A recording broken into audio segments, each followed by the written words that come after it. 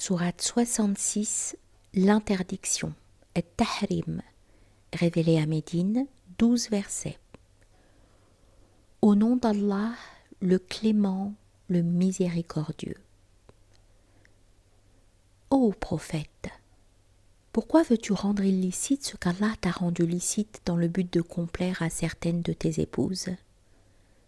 Allah est celui qui pardonne, le miséricordieux. Allah a préconisé de vous affranchir de vos serments préalables. Allah est votre maître, il est celui qui sait, le sage. Et lorsque le prophète se confia à l'une de ses épouses et qu'elle transmit le contenu de la conversation à une autre épouse, Dieu le lui révéla.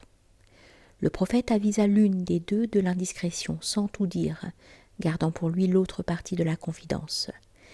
La femme lui dit « Qui t'a mis au courant ?» Le prophète dit « M'a informé celui qui sait, le très informé. »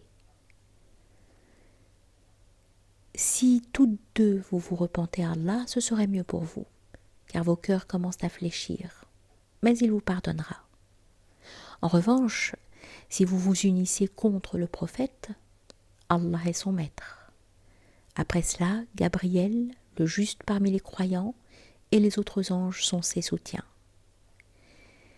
Si le prophète venait à vous répudier, qui vous dit que son Seigneur ne lui apporterait pas d'autres épouses, meilleures encore?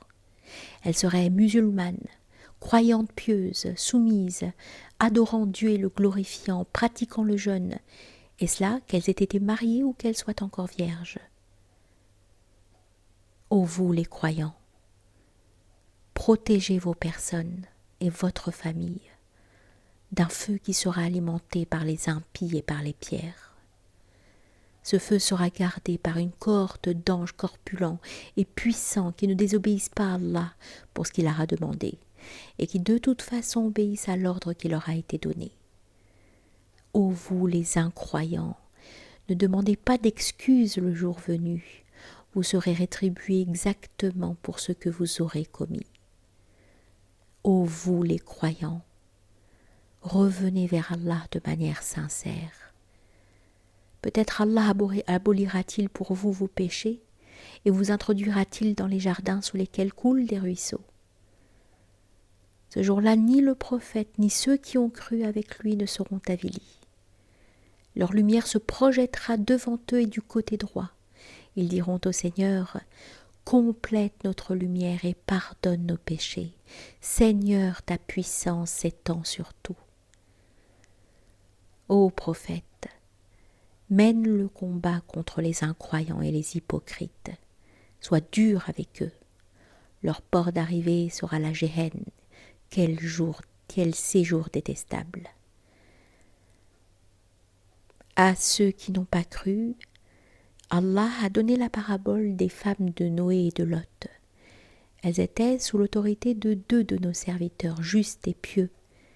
Elles les trahirent, mais cela ne leur servit en rien auprès de Dieu. On leur dit « Entrez en enfer avec ceux qui y entrent ».